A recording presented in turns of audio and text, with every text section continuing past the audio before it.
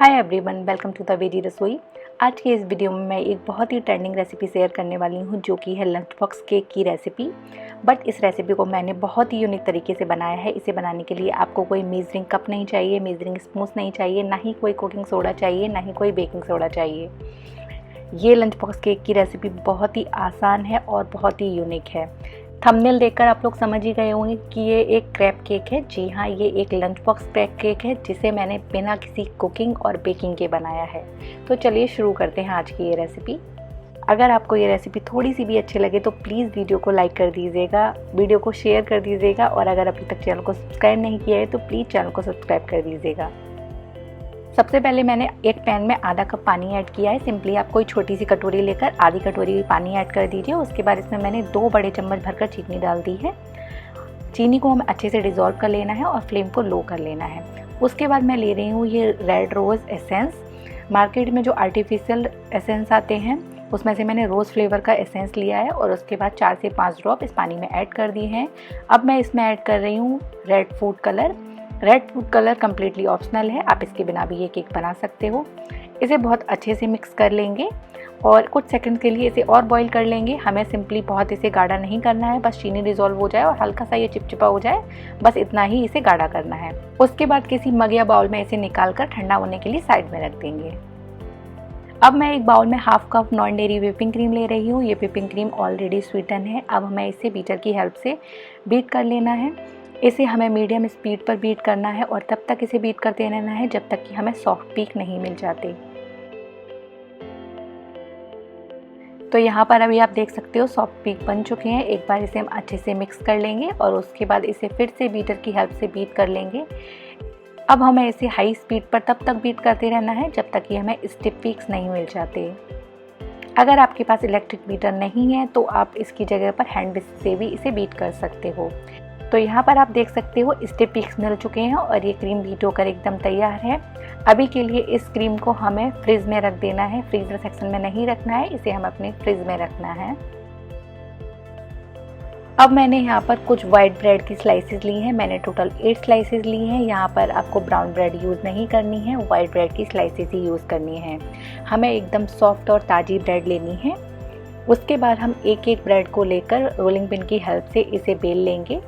जिस तरीके से ब्रेड रोल बनाते टाइम आप ब्रेड की स्लाइसेस को बेलते हो उसी तरीके से हमें इसे बेलना है, पर हमें इसे एकदम ही पतला करना है। बेलकर इसे बहुत अच्छे से बेल लेंगे, कहीं पर भी ये मोटी या पतली नहीं होनी चाहिए। और उसके बाद मैंने यहाँ पर एक कंटेनर की लिड ले ली है। कोई भी शार्प लिड लेकर, या फिर आपके पास कुकी कटर है तो आप उसका भी यूज़ कर सकते हो। उसके बाद इस तरीके से इसे काट लेंगे। तो यहाँ पर मैंने एक राउंड शेप में इस ब्रेड स्लाइस को पतला करके अच्छे तरीके से काट लिया है। इसी तरीके से हमें बाकी की सभी ब्रेड स्लाइसेस को अच्छे तरीके से बेल कर और उसको काट लेना है। तो मैंने यहाँ पर टोटल 8 ब्रेड स्लाइसेस को अच्छे तरीके से बेल कर और उन्हें कट कर लिया है। साइड्स को हमें वेस्ट नहीं करना है, साइड्स से आप ब्रेड क्रम्स बना सकते हो। अब एक बटर पेपर लेकर उसके ऊपर थोड़ी सी क्रीम अप्लाई कर देंगे और उसके बाद एक ब्रेड स्लाइस को रख देंगे। इसे शुगर सिरप से बहुत अच्छे से कोट कर देंगे। चारों तरफ से शुगर सिरप को बहुत अच्छे से लगाएंगे जिससे इस पर बहुत अच्छे से कलर आ जाए और ये अच्छे तरीके से शुगर सिरप से कोट हो जाए। उसके बाद क्रीम अप्लाई करेंगे और इस पर अच्छे तरीके से एक पतली लेयर हम व्हिप्ड क्रीम की लगा देंगे। उसके बाद फिर से एक ब्रेड स्लाइस रखेंगे, उसे बहुत अच्छे से शुगर सिरप से कोट कर देंगे। ध्यान रखिए शुगर सिरप बहुत ज़्यादा भी अप्लाई नहीं करेंगे, सिर्फ उतना ही शुगर सिरप अप्लाई करना है जिससे कि सिर्फ ब्रेड स्लाइस अच्छे तरीके से शुगर सिरप से कोट हो जाए। तो इसी तरीके से हम सारी लेयर को असेंबल कर लेंगे। पहले एक ब्रेड स्लाइस को रखेंगे, उसे शुगर सिरप से अच्छे से कोट करेंगे और उसके बाद एक पतली लेयर क्रीम की लगा देंगे।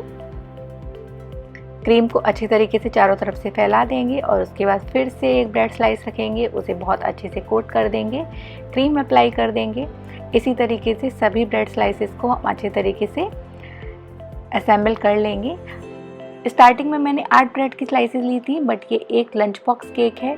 8 ब्रेड की स्लाइस को यूज़ करने से ये केक बहुत ही ज़्यादा ऊंचा हो रहा था, इसकी हाइट ज़्यादा हो रही थी, तो मैंने सिर्फ 6 स्लाइसेस का ही यूज़ किया है। अब क्रीम को बहुत अच्छे से इवन कर देंगे और इवन करने के बाद थोड़ी देर के लिए इसे लगभग 15 मिनट के लिए हम फ्रिज में रख देंगे। और 15 मिनट के बाद मैंने केक को निकाल लिया है और उसके बाद फिर से इस पर थोड़ी सी क्रीम अप्लाई कर देंगे। क्रीम को बहुत अच्छे से इवन कर देंगे। थोड़ी सी प्रैक्टिस के साथ आप इसे बहुत ही आसानी से कर सकते हो।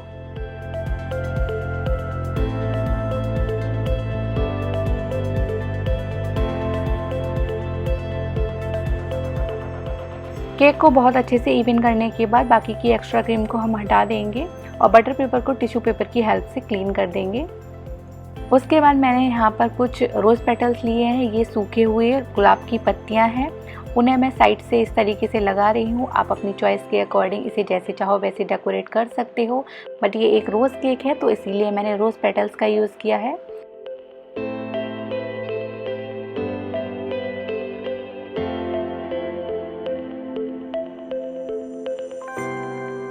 बची हुई व्हिपिंग क्रीम में मैंने थोड़ा सा शुगर सिरप ऐड करके उसे अच्छे से मिक्स करके एक पाइपिंग बैग में भर लिया है। पाइपिंग बैग में मैंने किसी नोज़ल का यूज़ नहीं किया है, सिंपली मैंने उसे आगे से कट कर दिया है और उसके बाद मैं यहाँ पर ये डिज़ाइन बना रही हूँ। आप अपनी चॉइस के अकॉर्डिंग इसे डेकोरेट कर सकते हो। अगर आपके पास नोज़ल हैं तो आप उनका भी यूज़ कर सकते हो। तो यहाँ पर मैंने सिंपली इस तरीके से इसे डेकोरेट किया है।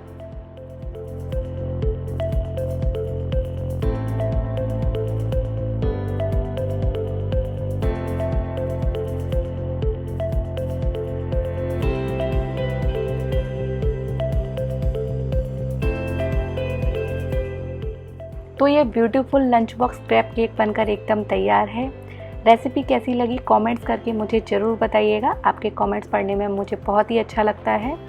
क्योंकि ये एक लंच बॉक्स केक है तो ये लंच बॉक्स में आ जाना चाहिए, तो उसके लिए मैं इसे एक छोटी सी प्लेट में रख कर दिखा रही हूँ। तो आप देख सकते हो ये केक कितना छोटा है और देखने में कितना क्यूट और प्यारा सा लग रहा है। अब हम इसे कट कर लेते हैं। तो आप देख सकते हो कितनी आसानी से ये कट हो रहा है और सारे लेयर्स कितने अच्छे से दिखाई दे रहे हैं। कैन यू बिलीव ये केक ब्रेड से बना है।